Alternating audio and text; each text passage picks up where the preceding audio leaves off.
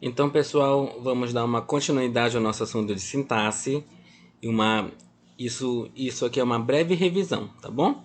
Então a gente viu já os verbos, transitivo direto e indireto, os verbos de ligação, os intransitivos, sujeito e predicado. Agora a gente vai ver o predicativo. O que é o predicativo? É o termo que expressa o estado ou característica do sujeito ou do objeto. Exemplo, vai ser sempre uma característica, tá? Ou seja, quando eu falo de característica, eu estou falando de adjetivo, muito bem, tá? Então aqui, a minha família é linda. O é do verbo ser, correto? Então eu sei que é um verbo de ligação. Quem é linda? Minha família. Eu vou chamar de sujeito. Linda é uma característica de família? Sim, então se isso aqui é uma característica de família, isto aqui eu vou chamar de predicativo. Esse predicativo é do sujeito? Sim. Por quê? Porque linda caracteriza a família, que é sujeito. Predicativo do objeto. A cidade elegeu João prefeito. Quem elegeu João prefeito? A cidade. A cidade elegeu quem? João. João completa o verbo eleger. Veio com preposição? Não. Então eu tenho aqui um objeto direto. Prefeito é uma característica de João ou da cidade? João. Quem é o prefeito? João. Então isto aqui é o predicativo. Só que é do sujeito? Não, é do objeto. Então eu vou chamar esse prefeito de predicativo do objeto. Tá bom? Então lembrem, predicativo é tudo aquilo que vai dar uma característica para algo. Ou pode ser o sujeito ou pode ser o objeto. Complemento nominal, tá? É o CN, vem precedido de preposição obrigatória e sempre vai completar um nome. Quando eu falo nome, eu estou falando de substantivo e adjetivo. Ou também completa um advérbio. Ó, a família tem medo. A família tem o quê? Medo. Tem é um verbo transitivo direto. Olha aqui, ó. Tem é um verbo transitivo direto. Então, medo é o objeto direto, correto? Só que esse medo fica uma dúvida. Ele tem medo. Ele tem medo de quê? De ônibus, de carro, de bicicleta, de sair? De quê? Ele tem medo de assalto. Então, esse de assalto completa a palavra medo. A palavra medo é verbo? Não, ele é substantivo. Então, se isso completa um substantivo, substantivo eu posso chamar de nome, então isto completa um nome. O nome disso aqui é chamado de complemento nominal. Ricardo estava consciente de tudo. Estava, verbo de ligação, consciente, predicativo do sujeito, que o sujeito é Ricardo. Consciente é um verbo ou um nome? É um nome, é um adjetivo. Consciente de quê? De tudo. Então, esse de tudo completa consciente, que é um nome. Então, se isso completa o nome, é chamado de complemento nominal. Aqui, o juiz sentenciou favoravelmente ao menino.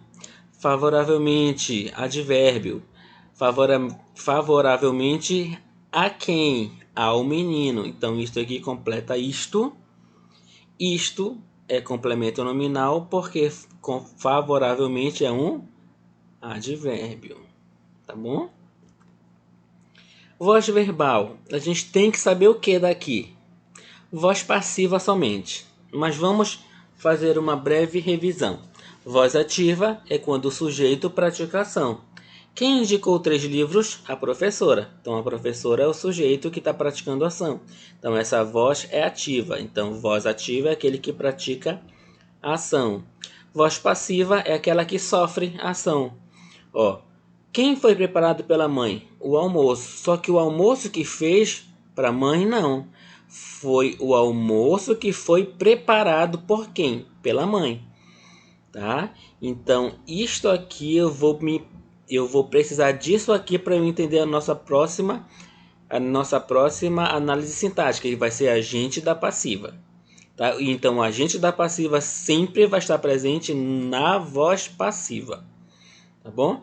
E voz reflexiva é aquela em que o verbo, tá, tem um complemento e esse sujeito pratica e sofre ao mesmo tempo. Por exemplo, o menino cortou o dedo. Ele cortou o dedo de quem? Dele mesmo. Então, ele agiu e refletiu nele. Ele agiu nele mesmo, então ele se cortou. Tá? Isso é voz reflexiva. Voz passiva nós temos dois tipos. Vamos nos prender aqui, ó. O livro foi lido por Clarice e vendem-se casas. Isso aqui eu tenho um sujeito, eu tenho uma voz passiva sintética, por quê? Porque ela está reduzida, ela está sintética. Tem apenas verbo, o pronome ser, que é o pronome apassivador, e casas. Tá? Aqui, o livro foi lido por Clarice. Então eu tenho que me prender agora nessa parte aqui, ó. Voz passiva analítica, por quê?